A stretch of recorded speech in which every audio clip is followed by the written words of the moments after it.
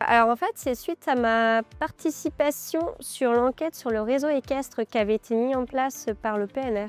Et en fait, c'est une stagiaire, je crois, qui était venue faire l'enquête. On avait discuté ensemble et donc du coup, elle avait parlé du PNR et ça m'avait bien séduit et je m'étais dit que ce serait intéressant pour mon métier d'être promue par cette marque-là.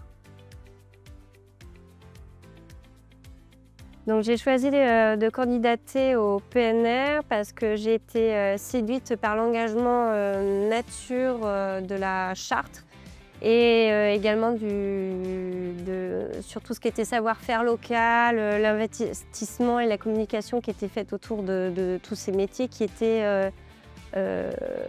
gravitaient autour du tourisme vert et donc qui était une valorisation du terroir de Médoc.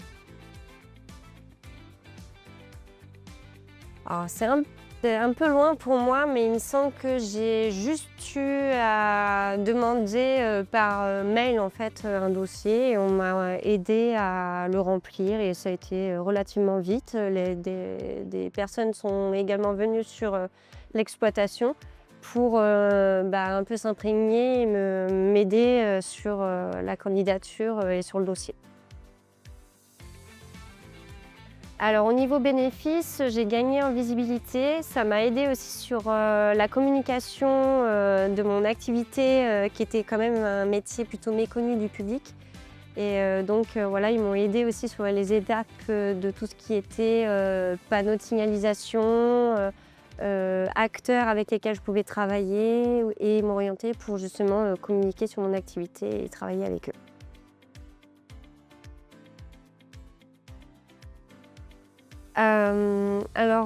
Pour aider une personne ou une structure à postuler auprès de la charte PNR, c'est essentiellement, je pense, pour l'aide à développer l'activité. Donc, il faut quand même que ce soit ancré dans le tourisme vert, dans le terroir. Mais voilà, si on remplit en fait cette volonté-là de valoriser aussi son territoire, c'est une bonne aide pour communiquer sur son savoir-faire, faire découvrir voilà, son métier, son engagement nature aussi auprès du tourisme et du public qui peut être amené à venir dans le Médoc.